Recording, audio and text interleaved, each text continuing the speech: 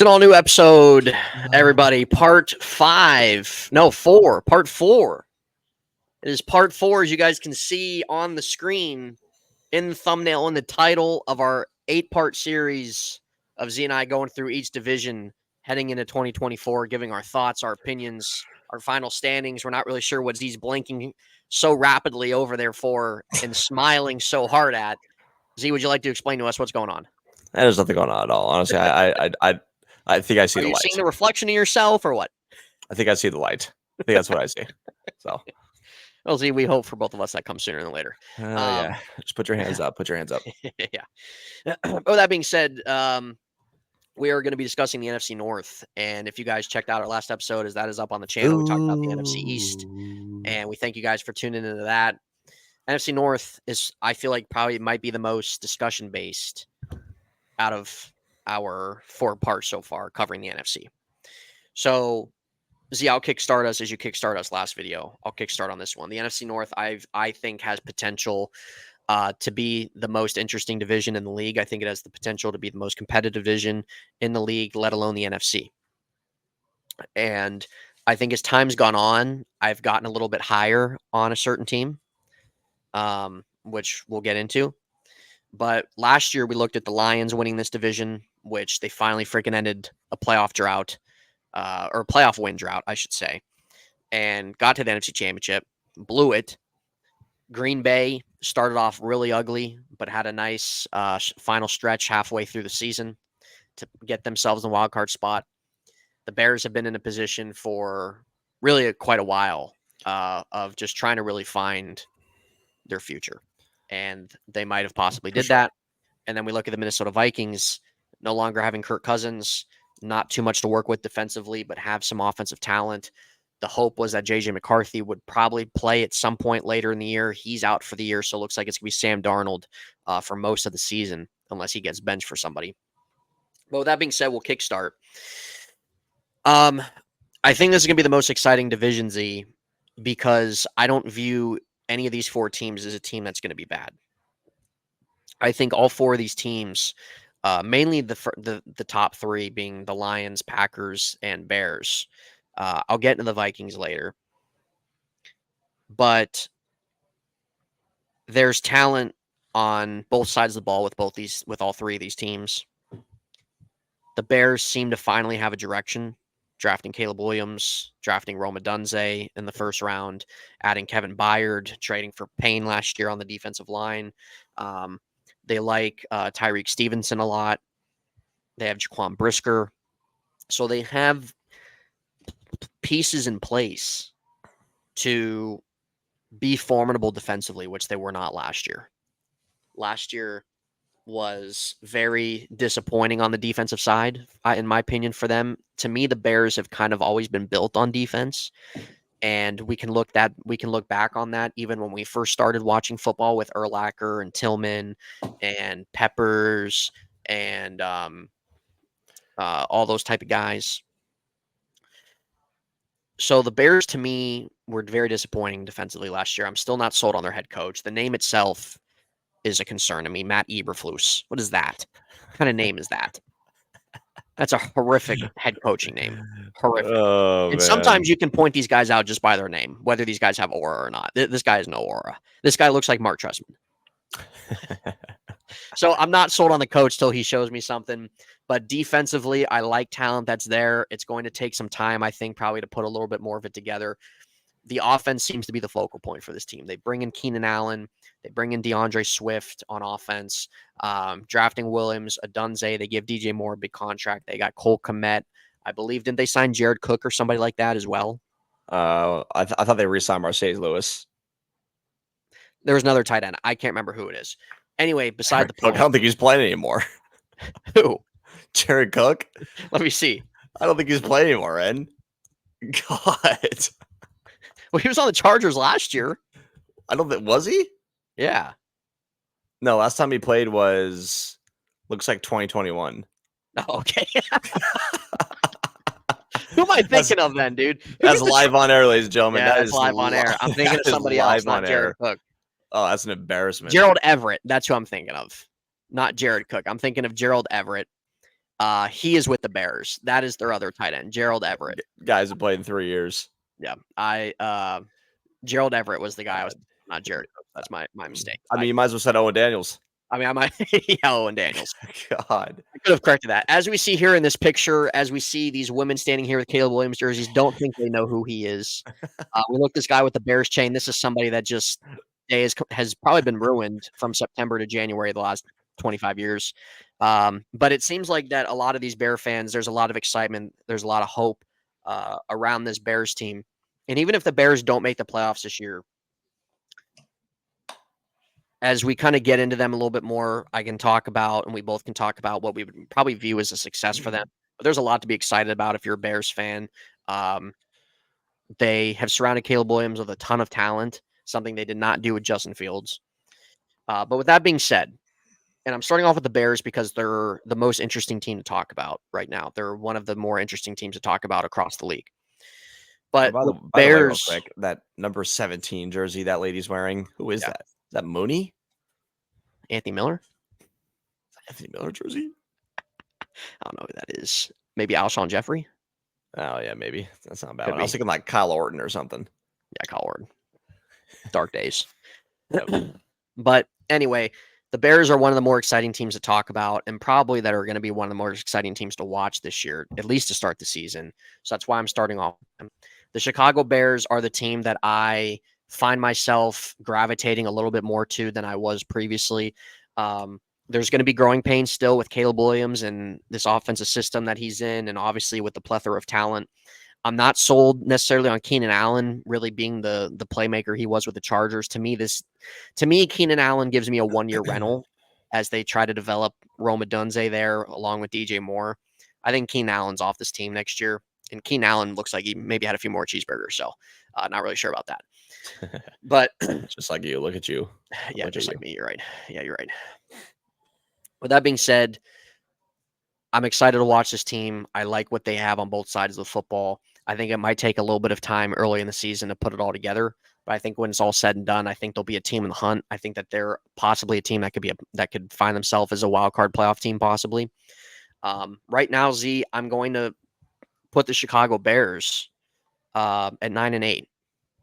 I'm going to put them at 9-8, a big upgrade from last year, and that we can look at the Bears as maybe a team that sneaks in with 9 wins in the NFC. I think that's possible. Or even if they just miss out on the playoffs, a lot to look forward to in 25. Well, there's so many factors with this team that you have to think have to be put in place. Obviously, yeah, starting off with their head coach, but yeah. So with Caleb Williams, obviously, as we're watching his highlights from his first preseason game, like, I mean, obviously this guy has all the intangibles to be one of the best in the league. But obviously, there's other sides to it that we don't see. At the same time, we do see, because with Caleb, he's very, especially with him, he's always on the camera. And, we've seen times where, he goes to the sideline, he's crying or like whatever the case is. And like, you're telling me that guy's in bounds? I don't know about that. Let me go back to that. There's no way that guy's in bounds. Let me go back to that. That he's so out. God, dude. Look at that. That looks like a lineman. Anyways. Look at number 10 putting his arms up. He has to stay composed, dude. He has to stay composed. And now that he's in the NFL. I think that's another thing, Z, too, that I think with him, and you make a great point with that, is the maturity levels are rookie. And a lot of times that comes into play in the middle of tight games, but even just the middle of what's the word I want to use? Really just game-breaking decisions. And when you lack that maturity, it's so easy to make the mistakes and to cost yourself. And we might end up seeing that at some point. Well, I think he got so frustrated at times, like during his days at USC, was because like obviously there were games where like just he would get no help. Right. He would get no help. I mean, really, his best ass on the team was his freaking play caller, Right. Lincoln Riley. So he had zero help from so many guys on his like in his receiving core, and you would just know that by just watching. I mean, USC was supposed to be such a highly ranked team last year. I don't think they even finished ranked, and They didn't. that's not on Caleb. Um, so now that he's coming into a team where he is going to have some serious pieces around him, the running backs, the receivers, the tight end. I don't know much about their offensive line, but we'll see. Yeah. Um, and yeah, they've built up their defense better over the years. They have now one of the most underrated pass rushers in the entire league, and Montez Sweat on the team. So yeah, I think this team's serious. I think they're very serious. I'm gonna pick them, and because this is the NFC North, and we think it's the best division in the NFC, and I think it is. I'm gonna pick the Bears to sneak in as the 7th seed in the playoffs. Okay. Uh, Yeah. No, I can see that. That is a statement I was making. yeah, I think 10 wins is a safe mark, uh, which there's always one or two divisions a year we see this. I mean, Yeah. uh, 2 years ago when the Steelers, Ravens, and Bengals all made the playoffs. I think this could be I think this division can and I think will be Well, the even exact last year, all three AFC North teams made the playoffs. right, right. I'm just referencing to 2 years ago when all three got double digit wins. Oh, right, right. So I think it'd be the same this year. I think put them at like a 10 win mark is like pretty safe. Uh, and yeah, I mean, I'm gonna be excited. I'm gonna be excited to watch the Bears. I hope that like obviously I'm not a Bears fan. I don't really care if they do well or not. But Chicago's a great sports town. Like Bears haven't been good, and I can't remember the last time they made the playoffs. I mean, obviously with when Jay Cutler was on the team. Yeah. Yeah. Well, 20. Geez, when was the last? No, no, no. Last no, time they made the Trubisky, playoffs was with Trubisky. Mitch. Yeah, Yeah. yeah, and they actually had a really good year that season. They went like What was 12 that? and 4. 19? I think it might be earlier than that. I can't remember. They had 18? a real they had a really good season, and I mean, we won't pull up like how Might they have been lost. 18. Right? Might have been 18. Yeah, but let's move on to the team that we think will be. So I think Ed and I are both gonna have them third. The Yeah. Bears. We're Yeah. both gonna take them as a 7 seed. Yep. Moving on to I think who will be the fourth, which is tough to say. Um, is the Minnesota Vikings. Yeah. It has to be. It's like it's tough to say because you can say like they have potentially the best receiver in the NFL Yeah. and they have one of the more underrated head coaches in the NFL and Mm. just they have such a good roster. They do. They really do. But at the same time, the Minnesota Vikings is like we have to be real with their state of roster, and is truly how many times have we asked this question? Is Sam Darnold going to become what we thought he was going to be, also out of USC? Right. I don't think so. I don't think so. I I think there's a chance. I mean, I'm not going to sit here and say that like no, there's no possibility. Z, would you There's say no, this is actually his last opportunity? and 100% is. It 100% is. I mean, you now factor JJ McCarthy being out the whole season, and you factor him coming in with a experienced, successful head coach or offensive playing head coach, play caller, excuse me, And and they have Kevin, Aaron Jones. yeah, and Jordan Addison and Justin Jefferson and TJ Hawkinson and like just an unbelievable amount of talent, just kind of like every single team in this division. But yeah, dude. I mean, like, I'm not sitting here saying like if JJ McCarthy was healthy, they would have I would have changed my opinion. Yeah. But I don't know, dude. I think they're in a tough spot, and can they, like the Vikings have a culture where yes, they could prove everybody wrong this season, but They could. as probably more than half the teams we've been talking about, it's going to fall on Sam Darnold's hand, and I have absolutely zero confidence in No, it. I don't either. I don't either. Zero.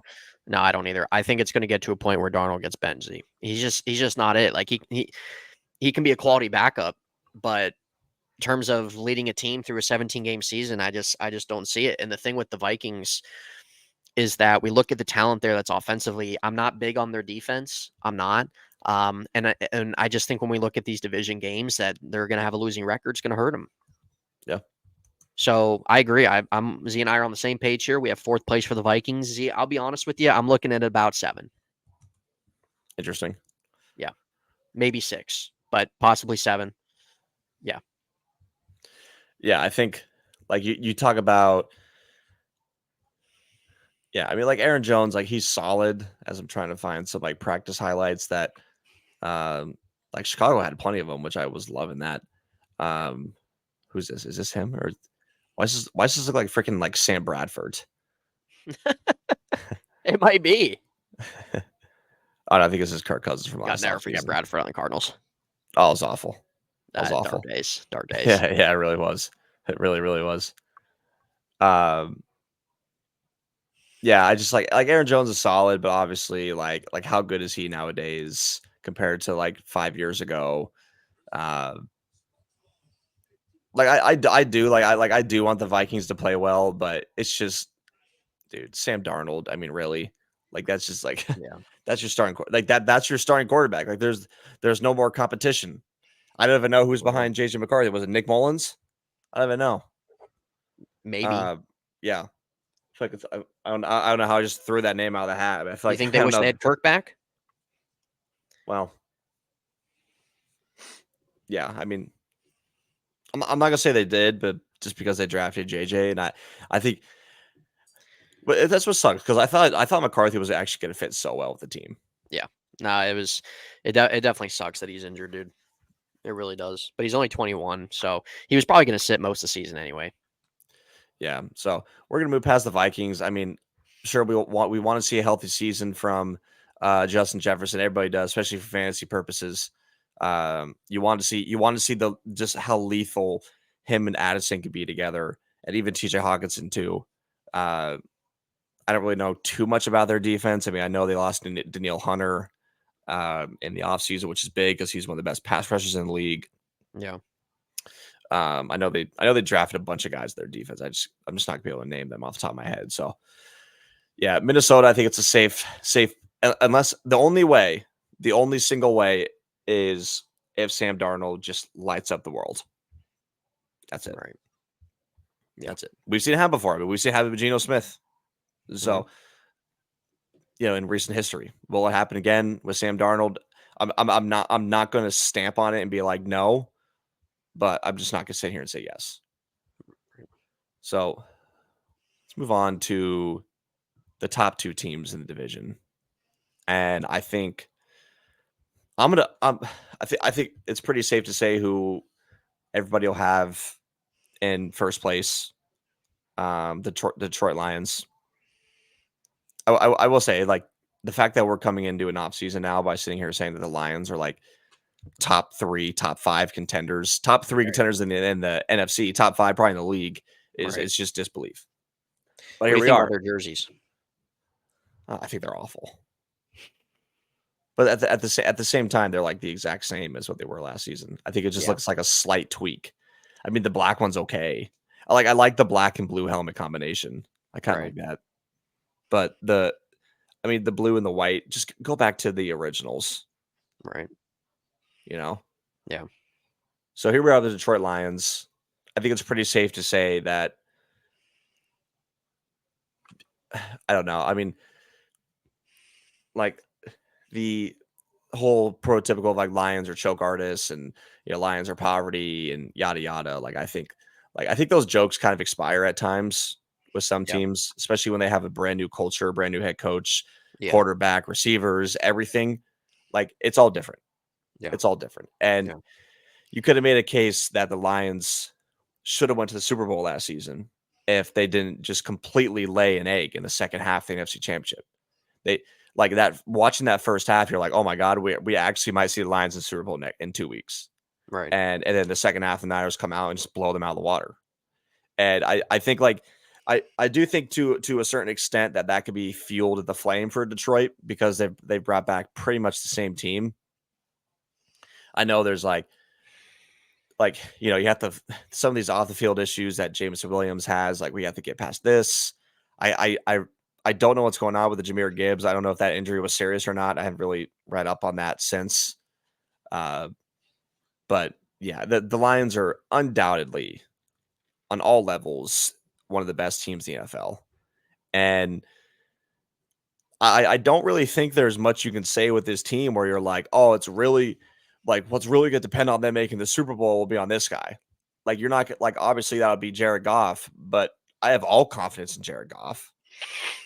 you're not going to sit here and say they're head coach. Everybody loves Dan Campbell and his aggressive play calling. The Lions probably have the best offensive line in the NFL. Lethal running game, so many receivers to throw to, and their defense is pretty top. It's not like top tier, but it's top 10. And if you have a top 10 defense, I mean that'll get you, especially with the guy on the right, Aiden Hutchinson. If you have one of the best upcoming pass rushers in the NFL, I mean, just watch out, dude. Watch out. It's hard to put a win mark on this team. I'm not going to sit here and say 13, 14 wins, Right. but they're definitely in the double-digit win mark. They're definitely going to be favored to win it. Yeah. I think they're going to win the division.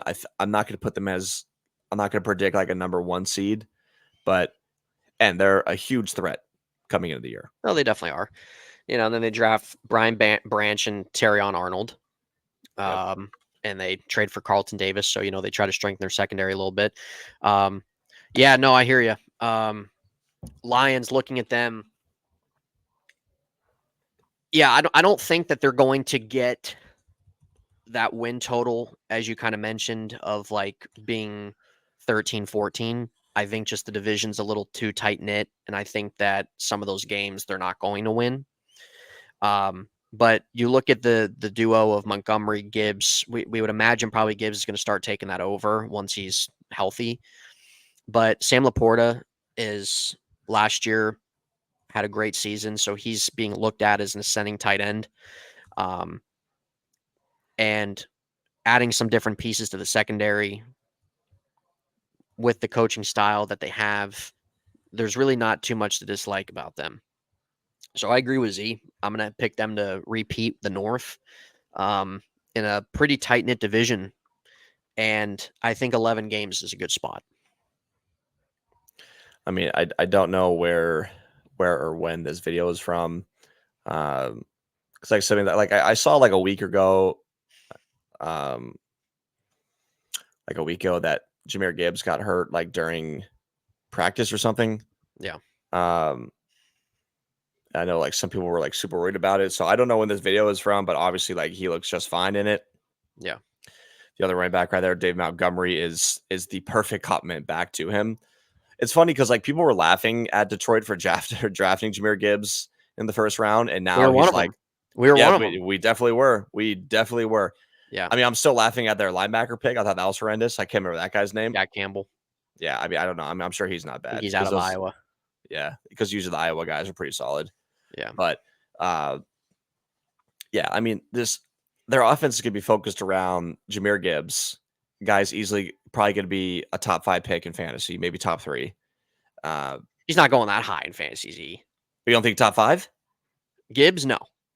Really? No, because you have McCaffrey, Bijan, Brees Hall are all going ahead of him. Those wide receivers, Hill, Jefferson, Chase, are all going ahead of him. So maybe back end of the first round, possibly. Well, anyways, but you never know in our league. No, no, you don't. You never know. I mean, whoever drafts him, obviously, he's a dual threat guy for fantasy, so that's somebody you want. But yeah, no, you don't. You never know. I mean, he could go. We don't know. Yeah, I mean, Amon-Ra St. Brown, one of the best receivers in the NFL. Sam Laporta, Jameson Williams. Again, Jameson Williams is such a weird story because it's like, again, the off-the-field issues, but like it seems like we're getting past it. And whenever he's on the field, it's a big year for him. Oh, it's huge. It's huge. So I'm going to put Detroit as well as I did with Philadelphia, like the 11-12 win mark. But at the same time, when you're putting a team at that point, you could see them like going. Like they will be the kind of team that if all cylinders hit right come the season, they will go over that. They will hit 13 like the Ravens did last season. They hit all cylinders. You know, they will maybe hit 14, you know, like Philadelphia did a couple seasons ago. So moving on to the 4th team, which I think's got to be I don't know what word you want to use for it, but when it comes to the Green Bay Packers, like it's kind of funny how much an offseason really changes a team because coming into last offseason, I don't think really anybody had them making the playoffs. I could be wrong on that, but I don't think anybody had the Packers making the playoffs. And now just like an offseason later, here we are. And it's like it's like, oh, now the Packers have one of the best quarterbacks in the NFL. Once again, like, oh, Matt LaFleur is again one of the best head coaches in the NFL. Z, why don't you let the audience know what you think about Matt LaFleur? Well, I will say very confidently. And I'll say very confidently. See if I can find a picture of this guy. Here we go. This is perfect. Yeah. So as we're pulling up this photo, or maybe I should find a photo of him looking at a ref. Yeah, type in LaFleur ref. because I've never watched a head coach in my He's life. probably pointing at one right there in the picture. It probably is. Probably is. Probably is. I mean, I'm trying to think of a freaking Sean Smith. I'm trying to think of an NFL ref. Oh, thanks for the call, Sean.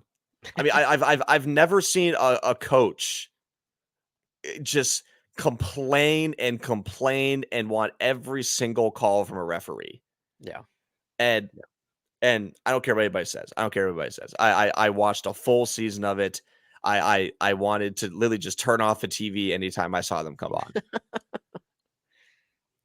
Now, with that being said, outside of him being a joke and literally leaning on the refs, the Green Bay Packers' success last season was not because of the refs.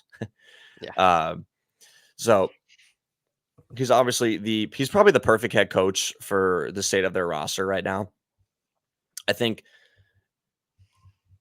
I don't know. I mean, we can only start this off with Jordan Love. I mean, thoughts on Jordan Love?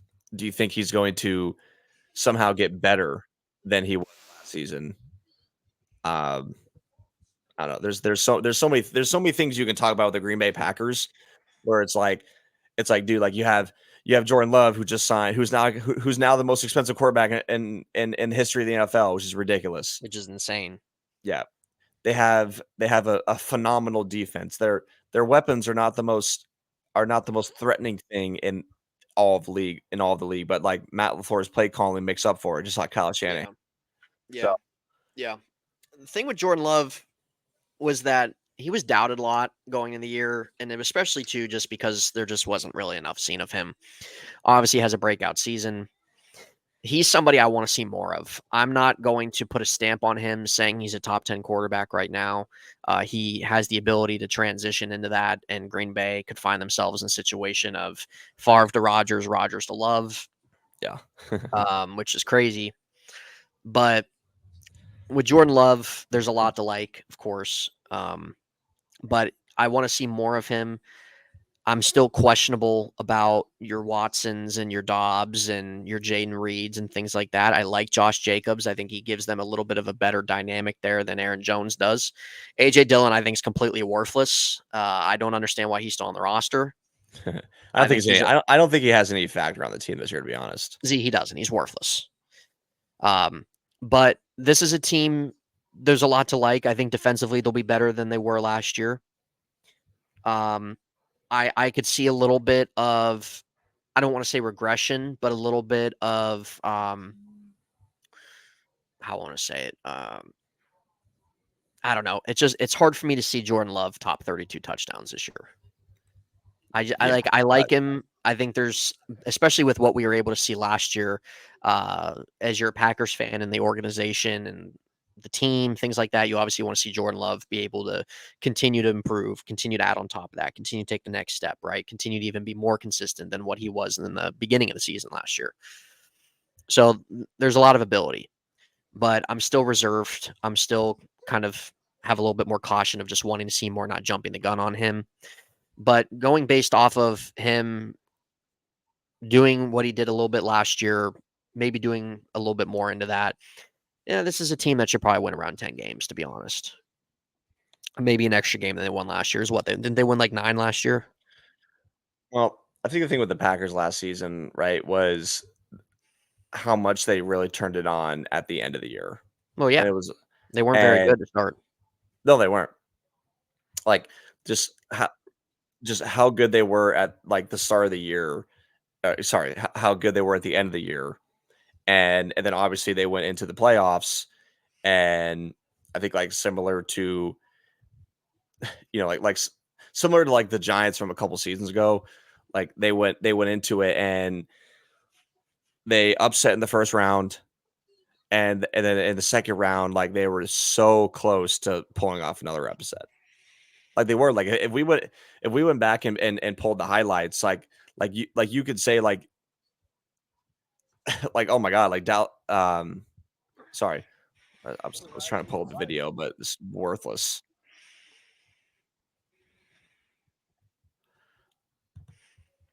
I think you could say like Green Bay was that close to seeing their division rival in the NFC Championship. Yeah. I think Ted Wins is a pretty safe bet for them. They don't really have any like quote unquote star playmakers on their offense right now. Right. Like, who's their star running back? Oh, Jacobs. Josh Jacobs, yeah. Which I think Yeah. you could make a case that he's a star. You could. He's one of the best running backs in the league. So that changes everything by signing him on the team now, and they made a couple other signings. I know they brought in that defensive back for the Giants over the Yeah. offseason. McKinney. Yeah. So they're gonna be a threat. They're gonna be a serious threat. I think they're a safe bet to put as the 5th seed. Do I think they can push Detroit? Yeah, I mean anything could happen in those division games, but yeah, I think the Ravens will be having a joint practice with Green Bay. I think this upcoming week, so we'll see how that goes. Mm-hmm. But yeah, I think 10 wins is a pretty safe bet for Green Bay. Yeah. So you have, really to recap, you have the Niners winning the NFC West. You have the Eagles winning the East. You have the Falcons winning the South, and you have Detroit winning the North. And then your playoff teams based off of that is the Cowboys, the Packers, and The Bears. Chicago Bears. Okay. Yeah. And in the hunt, the Rams, the Cardinals, and no Rams in the playoffs. Yeah, the Rams, Cardinals, and Washington in the hunt. Okay. And then I think we're pretty much on agreement, like Niners, Eagles, Falcons, Lions, Eagles, Niners, Falcons. Yep. And then I have the Rams, the Cowboys, and the Packers in the playoffs. Yep. In the hunt, similar to you, Chicago, Tampa Bay, possibly Washington, possibly the Cardinals. So Z and I are pretty on par for the most part. I think just one team is kind of really switched around. Yeah, and I'm sure I'll probably change my prediction probably 2 days before the season starts. Yeah. So looking at the NFC playoffs this year, what I said, because I'm trying to kind of go back on last year. So it seems like the only new team I have this year is the Atlanta Falcons then, correct? Yeah. Right. Yeah, I had the Falcons and Bears. Yeah, the Falcons and Bears. Okay. So, I mean, I would say I feel confident. Like, I kind of like usually when you can kind of pick at least a couple teams to make the playoffs that didn't make it the year before. That's why I think the Bears have a chance. If I had to kind of swap, honestly, I could maybe swap the Rams or the Cowboys out for the Bears. But it's going to be interesting. The NFC should be better than what it was last year. Last year, it was just dry to me, Z. So this year, it seems like there's possibility for more substance, more things to kind of look at, to watch, to be excited about. And so I think Z agrees on that hand. But with that being said, as we kind of really dissected this NFC North division, anything can happen. But really based off of how Z and I are seeing things, we think that this is probably going to be the closest, most competitive division in the NFC and possibly in the league. Yeah. Yeah, I can't think of another division that would be close, other than just like mediocrity battling. I mean, maybe the AFC North. Yeah, I mean, I'm not going to talk about the NFC South having mediocre records battling for division. I don't care about that. Yeah, Yeah. So I think the only other division in the league probably is the North. Right. So that means our next. We're obviously going to say the AFC North for last. We want to talk about that one last. So our next ones will be our next 4 will be of the AFC. Yeah. Yep. So, but yeah, it's would be good for the league for the NFC to have some more substance than it has recently. Yeah. And when we look at last year, there was a lot of injury for so many teams, quarterback roulette for so many teams. I really just hope this year that we just really get a lot more health and we get a lot more guys on the field. Um, just a lot more competitive play in both conferences. Yep. And I feel like the NFL the last few years has just kind of been down, not ratings wise, not money wise, but just from a quality standpoint. And maybe as just more talents coming in, more developments happening, we might start to maybe see a little bit more of a bridge over into a more competitive atmosphere, competitive nature, more talent developed, hopefully. Mm. But with that being said, Z, before we get out of here, anything else you want to say? Not much to say. Barbarians playing tonight, 8:30 prime time. Watch Yep. it live on Instagram. Yeah. Yeah. Watch live on Instagram. We are Ooh, we started the season the first week of June, and we're past the midway point of August, and we're not done the regular season. So yeah. Yeah. I mean, just longest seasons he's had so far.